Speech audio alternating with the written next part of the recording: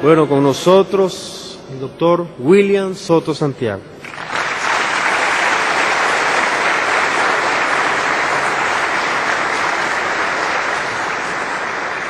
Muy buenas tardes, ministros, compañeros, en el cuerpo místico de Cristo, nuestro Salvador. Es para mí un privilegio y bendición grande estar con ustedes en esta ocasión, compartiendo con ustedes alrededor de la palabra de Dios y su programa correspondiente a este tiempo final. Que las bendiciones de Cristo, el ángel del pacto, sean sobre todos ustedes y sobre mí también.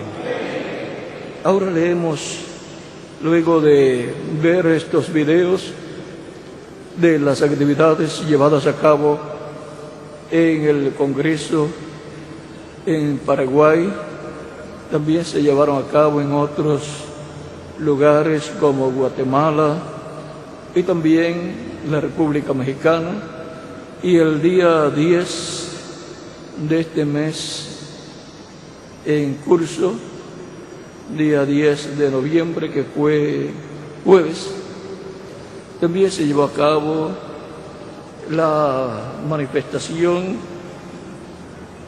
pacífica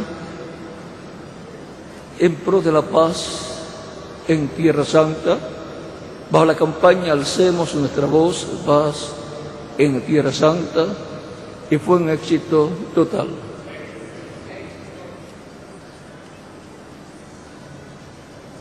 También vimos el video de la Gran Carpa Catedral, proyecto de la Gran Carpa Catedral, y cómo va ese proyecto. Vimos que va adelante y esperamos que muy pronto sea una realidad la Carpa Catedral, ese proyecto en el cual se está trabajando y que llegará a feliz cumplimiento. Ahora leemos en la Escritura en Efesios capítulo 4,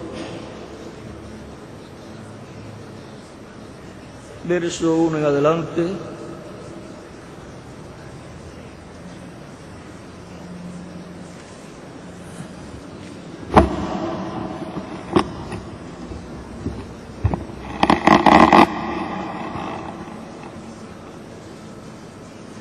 Yo pues, preso en el Señor, os ruego que andéis como es digno de la vocación con que fuisteis llamados, con toda humildad y mansedumbre, soportándoos con paciencia los unos a los otros en amor, solícitos en guardar la unidad del Espíritu en el vínculo de la paz, un cuerpo y un espíritu, como fuisteis también llamados en una sola esperanza de vuestra vocación, un Señor, una fe, un bautismo, un Dios y Padre de todos, el cual es sobre todos y por todos y en todos.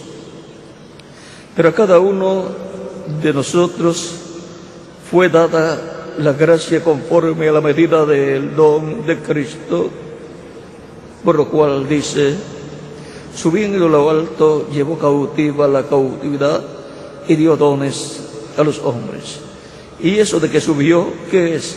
Sino que también había descendido primeramente a las partes más bajas de la tierra. El que descendió es el mismo que también subió por encima de todos los cielos para llenarlo todo.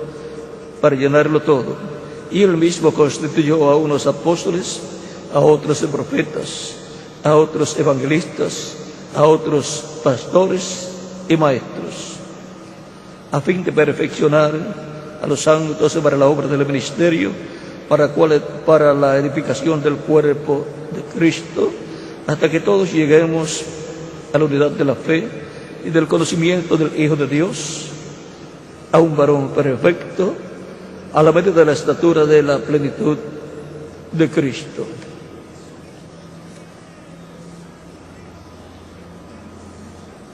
para que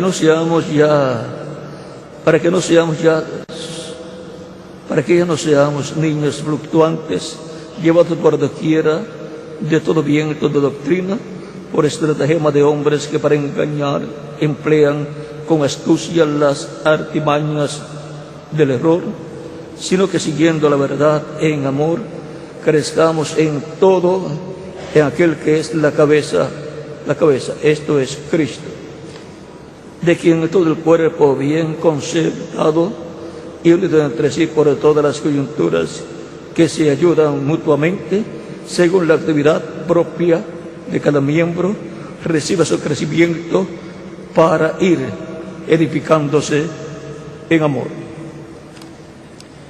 Solícitos en guardar la unidad del Espíritu en el vínculo de la paz. Puede tomar asiento, ese es nuestro tema. Para esa ocasión se encuentra en el verso 4.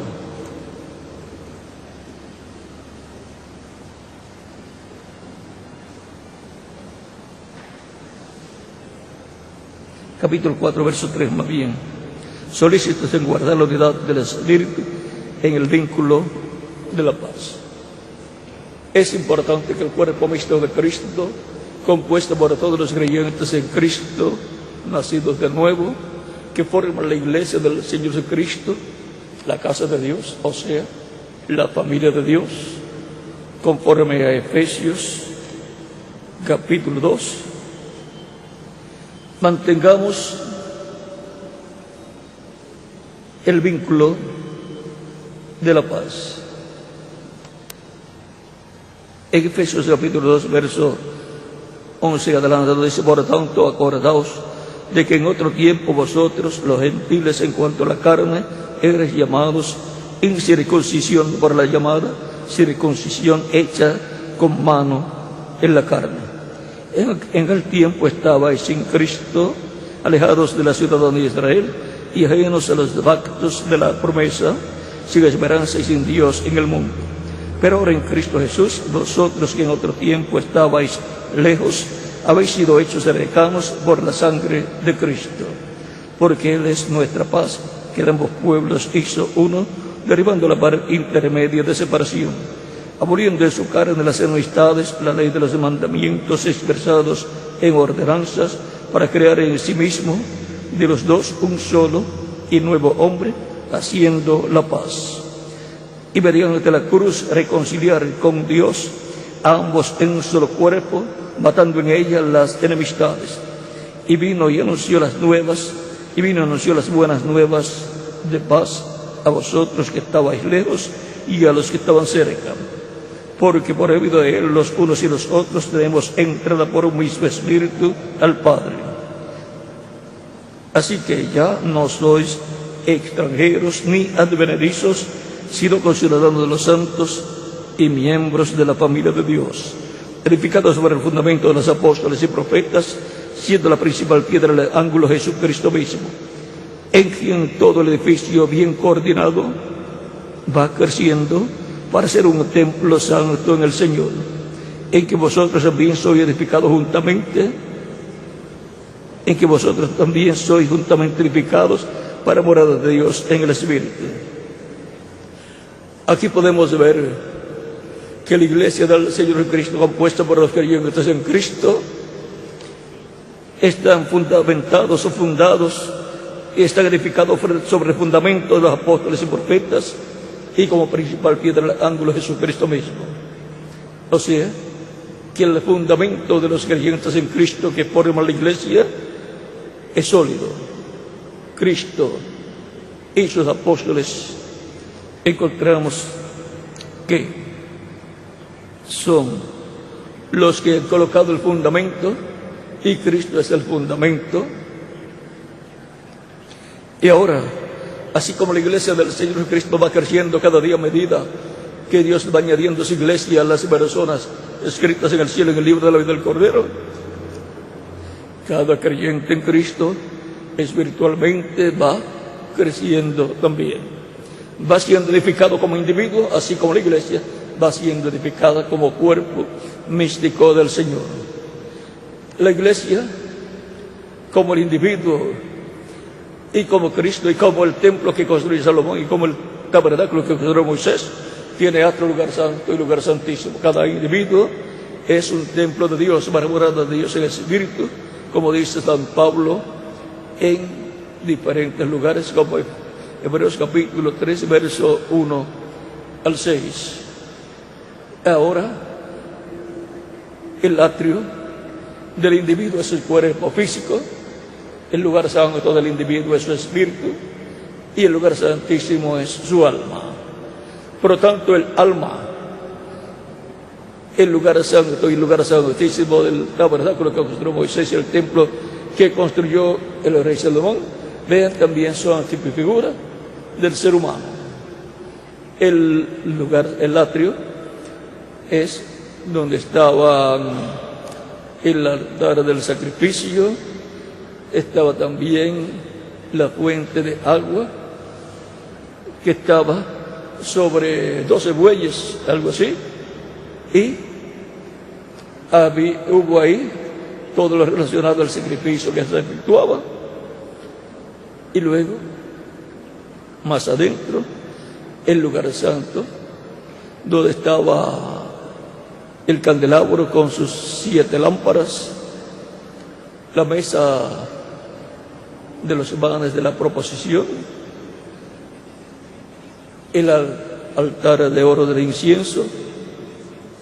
Vean, el altar de oro es San Lucas capítulo 1, verso 1 al 36, fue donde el ángel Gabriel le apareció al sacerdote Zacarías. Ese es el lugar donde se quemaba el incienso y las oraciones del pueblo subían ante la presencia de Dios. ¿Y qué hace el ángel allí? Cuando le aparece a Zacarías, le dice que su oración había sido oída. O sea que es un mensajero que trae la respuesta de las oraciones de los santos, la respuesta de parte de Dios. Por lo tanto, también es el que lleva, el que está a cargo de ciertas labores ahí, en ese lugar. Porque cuando le aparece el profeta Daniel, le dice: tu oración ha sido oída y yo he sido enviado para hacerte saber. Y comienza a decirle las cosas sobre las cuales había sido enviado.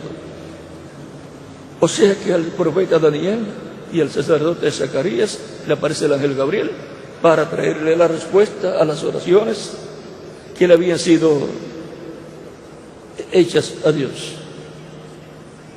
Así está ligado al altar del incienso y por consiguiente a las oraciones de los santos.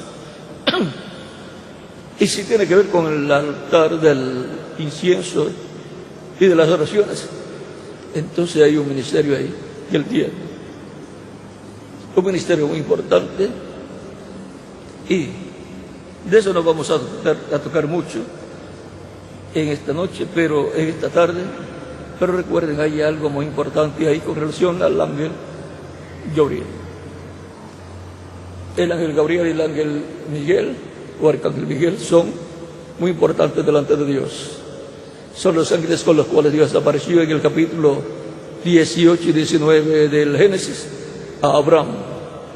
Y luego ellos le aparecieron a Lot en Sodoma en el tiempo de la tarde, cuando ya había caído el sol y ya iba a oscurecer.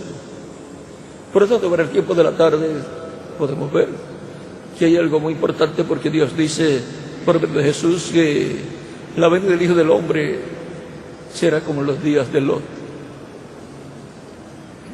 Y en los días de Lot, los arcángeles Gabriel y Miguel aparecieron a Lot en la tarde, cuando ya había caído el sol. Por lo tanto, hay algo muy importante ahí. Y la tarde, y el sol sale por el este, pero se esconde por el oeste. O sea que la mañana es por el este, por donde sale el sol, y la tarde es por el oeste, donde se esconde el sol. Y el desayuno es por el este, la mañana, el desayuno corresponde a la mañana, pero la cena siempre es en la tarde. cuando ha caído ya el sol, es que las personas llegan, terminan sus labores del día, llegan a la casa, a su casa, para prepararse para la cena. Por lo tanto, cuando se hable de cena, hay que pensar en el oeste, hay que pensar en la caída del sol, hay que pensar en el pico cuando termina el día de labores. Después vendrá la noche, y para el mundo la noche de la gran tribulación, porque es que tinieblas cubrirá la tierra y oscuridad las naciones. Eso está por Isaías, por ahí, que es capítulo 60. Y la predicación del Evangelio de la Gracia comenzó en el este, y Cristo vino predicando el día o el año agradable del Señor, y no leyó el día terrible, el día de venganza del Dios nuestro, porque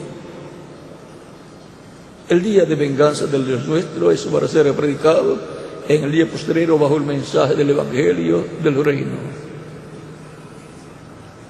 Las buenas nuevas del año de la buena voluntad de Dios, del Señor, comenzó en el este y que recorre desde el este hasta el oeste.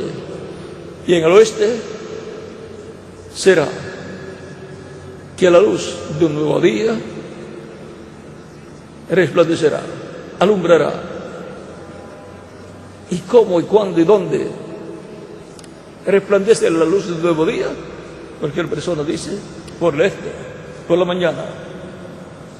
Pero conforme al calendario judío o el calendario hebreo, donde primero se ve la luz de un nuevo día es en el oeste. Donde termina la luz del día que ya se vivió, se termina en la tarde, y ahí mismo en la tarde hay un lapso de tiempo de luz todavía que corresponde al nuevo día, y por eso los días comienzan en la tarde, conforme al calendario hebreo o calendario judío, no así en el calendario gregoriano, que terminan y comienzan a la medianoche. Pero conforme al calendario hebreo, terminan y comienzan habiendo luz todavía. Pero hay una diferencia entre la luz que estaba alumbrando todo el día y termina su labor en la tarde, en donde todavía hay luz. A la caída del sol termina el día que se estaba viviendo, y ahí comienza un nuevo día. Esa luz que comienza luego de la caída del sol y luego que se termina, que terminó ya el día, comienza un nuevo día.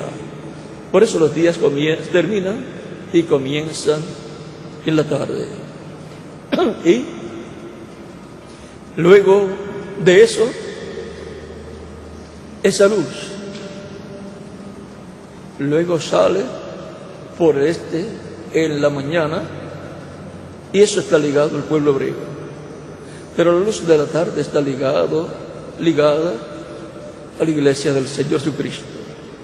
Por lo tanto, los primeros que verán la luz que saldrá por el este en un nuevo día, en la mañana de un nuevo día, primero la ven los que estarán en el oeste, que corresponde a la iglesia del Señor Jesucristo, que estará en el oeste en su etapa de edad de piedra angular. Eso es muy importante. Ese es un misterio que ha sido abierto para la iglesia del Señor Jesucristo, y los que no entiendan ahora, pues lo entenderán después. ¿Quién es que está esperando la segunda vez de Cristo? La iglesia del Señor Jesucristo. Y la estuvo esperando en cada edad pasada y no se cumplió, y por consiguiente corresponde a la etapa de edad de la piedra angular, la edad que corresponde al oeste, a la parte final del oeste, que es la América Latina y el Caribe. La iglesia en esa etapa es que tendrá la bendición de escuchar la gran voz de trompeta final, para recibir la fe, para ser transformada y raptada y llevada con Cristo, por consiguiente a la cena de la boda del Cordero, por lo cual tiene que estar bien unida. en el vínculo de la paz, llenos de amor divino los unos con los otros y protegiéndose los unos con los otros, nunca hablando mal del uno al otro o en contra del uno contra el otro. Ya es suficiente con lo que hablan en contra de otras personas que no están a favor de ustedes. Por lo tanto, hablemos bien los unos de los otros. Recuerden que somos una familia, la familia de Dios, la casa de Dios, que es la descendencia de Dios, la familia de Dios. Cuando se dice la casa, no se refiere a 4 paredes, sino a la familia. Es lo mismo que cuando se dice la casa de Jacob o la casa de Israel o la casa de Efraín, se refiere al reino del norte, y cuando se dice la casa de Judá se refiere al reino del sur, compuesto por la tribu de Judá y la tribu de Benjamín. Y cuando se habla de la casa de Efraín o de la casa de Israel, se refiere al reino del norte, compuesto por 10 tribus. Las 10 tribus se le dieron que le fue dada a Jeroboam cuando el reino de David fue roto a causa de que Salomón pecó contra Dios, siendo su corazón inclinado a la idolatría, en donde la Escritura había dicho, Dios le había dicho que no fuera a hacer eso, y su padre también se lo advirtió, pero él fue inclinado, su corazón fue inclinado a la idolatría a causa de sus mujeres paganas, idólatras, conforme como Dios había dicho, que no se casaran con mujeres de sus alrededores, porque iban a inclinar sus corazones hacia sus dioses e iban a hacerlos pecar. Y el rey David se lo advirtió a Salomón. Dios le habló a Salomón por medio del profeta y le dijo: pero no será roto el reino en el tiempo tuyo, sino en el tiempo de tu hijo Roboam. Y miren lo raro, Roboam, el hijo de Salomón, fue sobre el cual cayó ese juicio divino, y el que recibió las 10 tribus fue Jeroboam. O sea, a Roboam se le pone un G y dice Jeroboam. Salomón,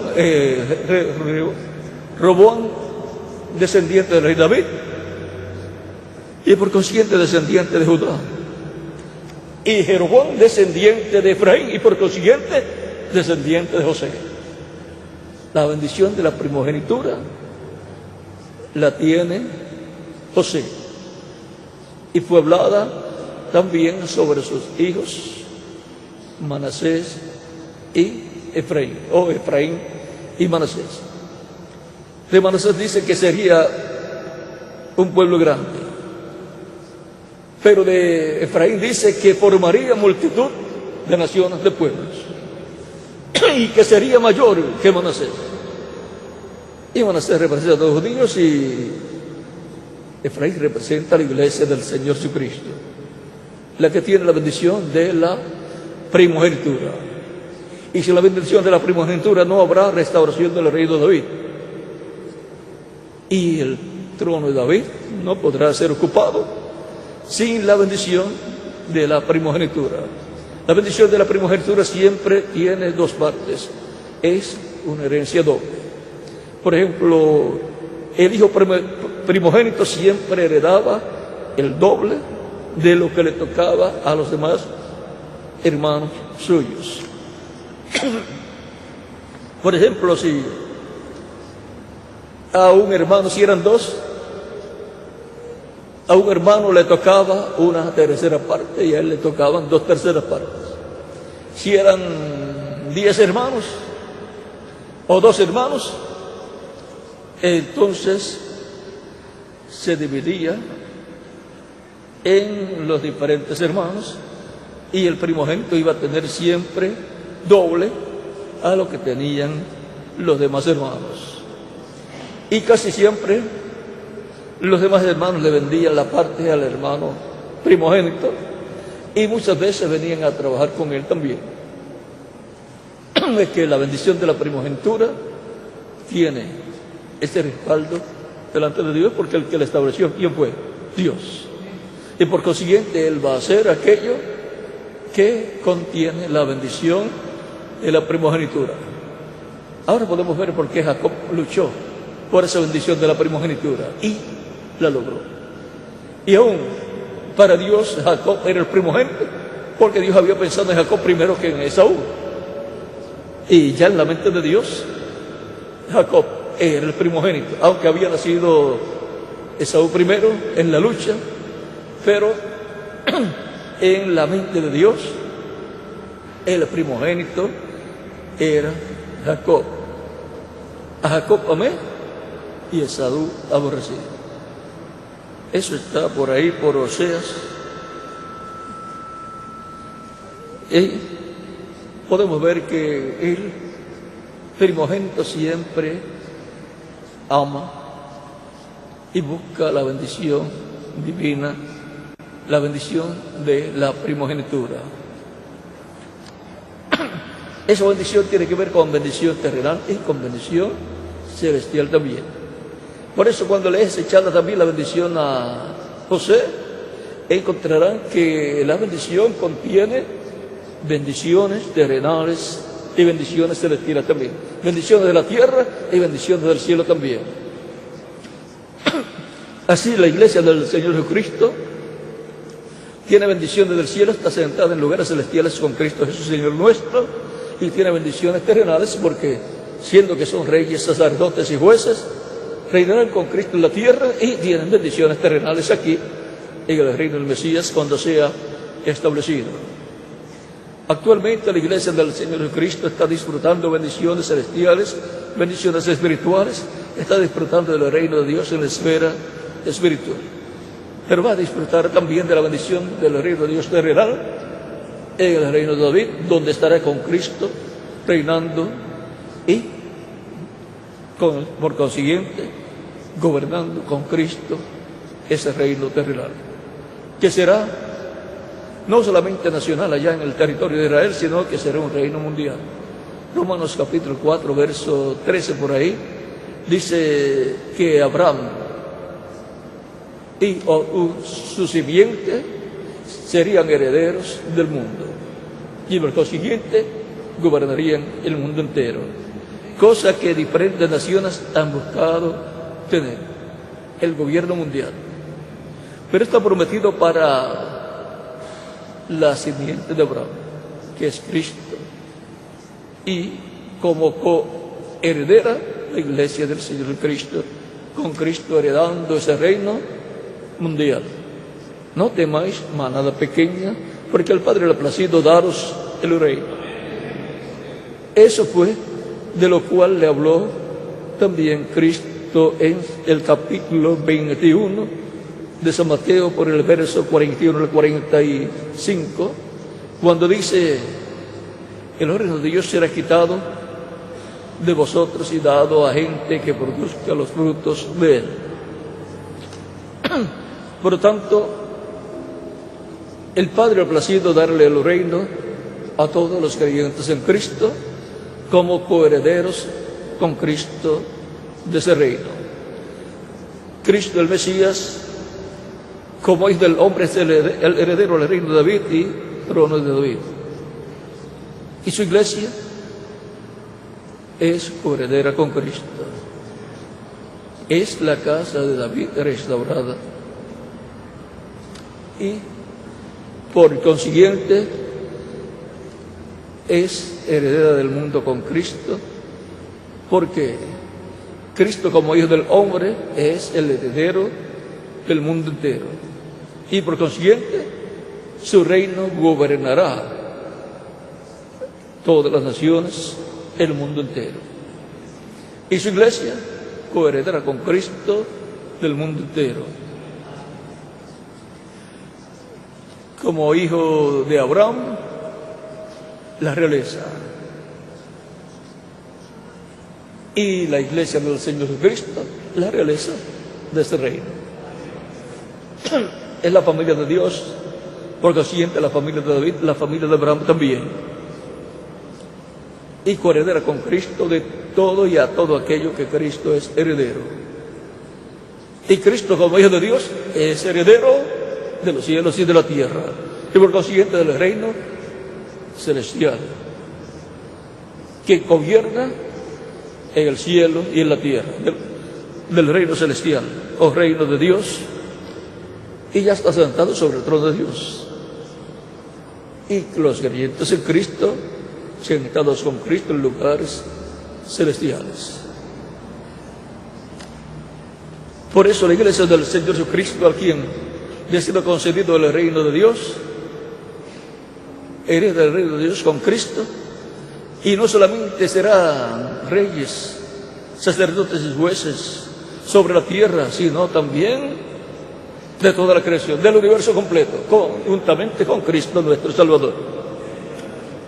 Esa parte le ha sido dada a los creyentes en Cristo, porque el reino de Dios fue quitado de en medio de aquellos de los cuales Cristo habló y dado a gente que produzca los frutos de él, gente que produzca aquello que corresponde al reino de Dios.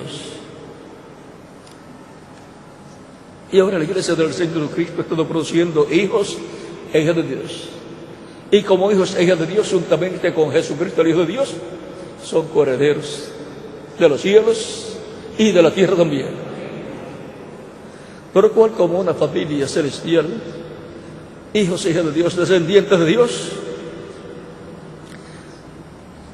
estamos solícitos en guardar la unidad del Espíritu en el vínculo de la paz.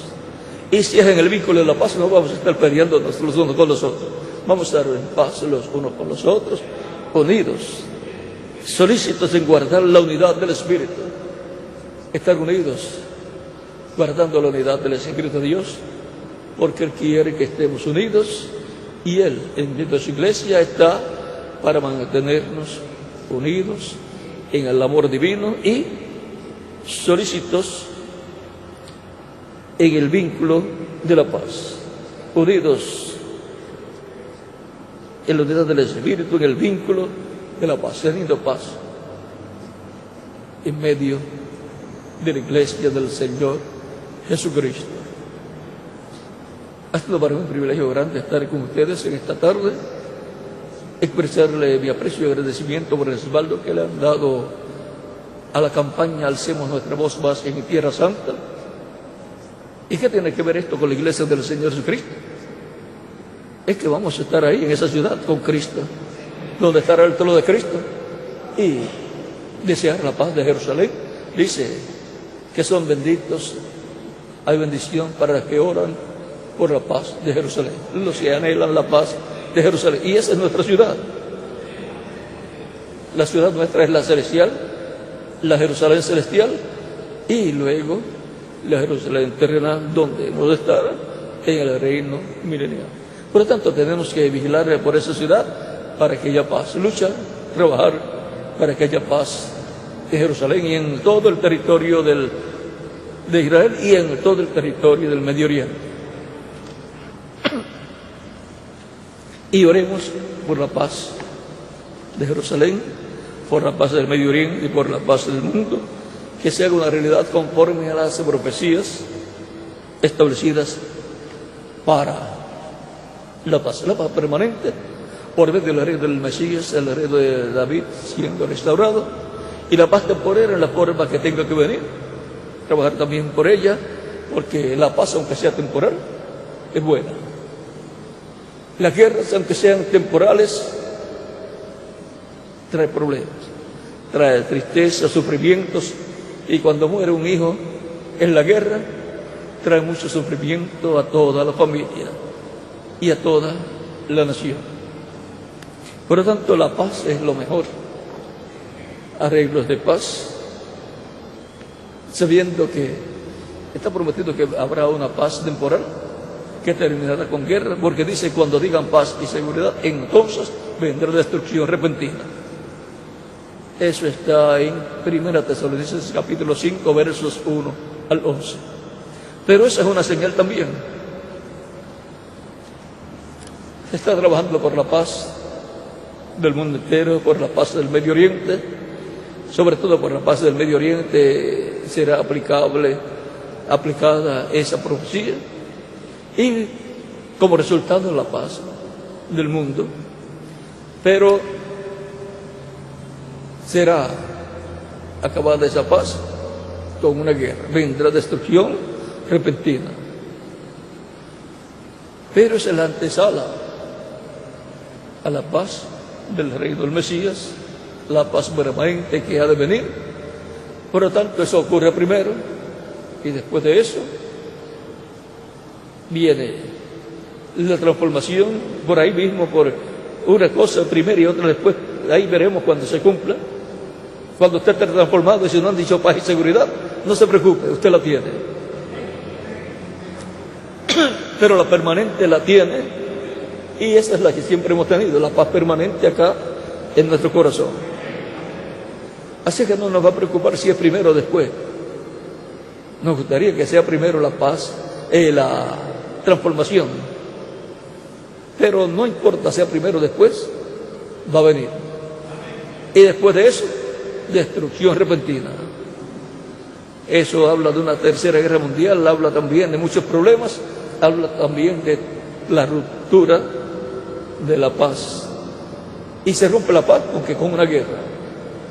Se rompe la paz con una guerra, con un desacuerdo, con una pelea. Se rompen los pactos de paz. Bueno,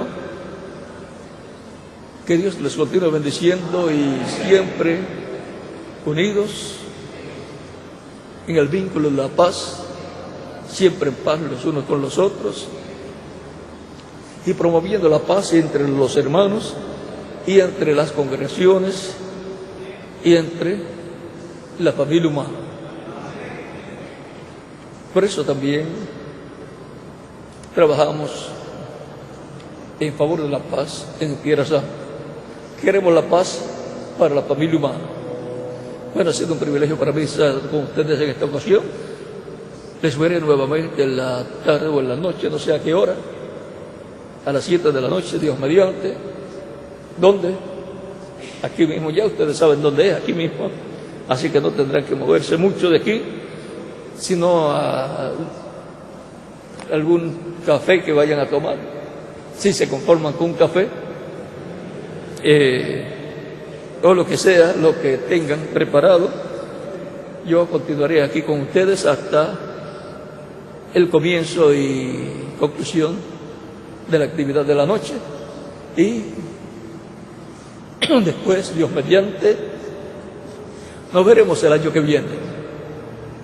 Yo sé que está cerquita la hora, los años pasan como si fueran meses, y los meses pasan como si fueran semanas, y las semanas pasan como si fueran días, y los días pasan como si fueran horas o una hora. Y así por el estilo es que a medida que tenemos más años, encontramos que se va más rápido el tiempo, y cuando uno se olvida del tiempo, si no está bien consciente, llega a los 100 años sin darse cuenta. Pero eso es así. Lo importante es que estemos en el camino del Señor, en la casa de Dios, la familia de Dios, sentados en lugares celestiales, en el reino de Cristo, allí representados, ocupando nuestra posición en el reino del Señor Jesucristo. Por eso se dice en la Escritura que podemos ir de la presencia de Dios. Estamos en lugares celestiales con Cristo Jesús. Adelante en el vínculo de la paz, todos unidos en amor divino, trabajando en la obra del Señor. Que Dios les bendiga y les guarde. Dejo nuevamente con ustedes al licenciado Benjamín Cruz del Paro.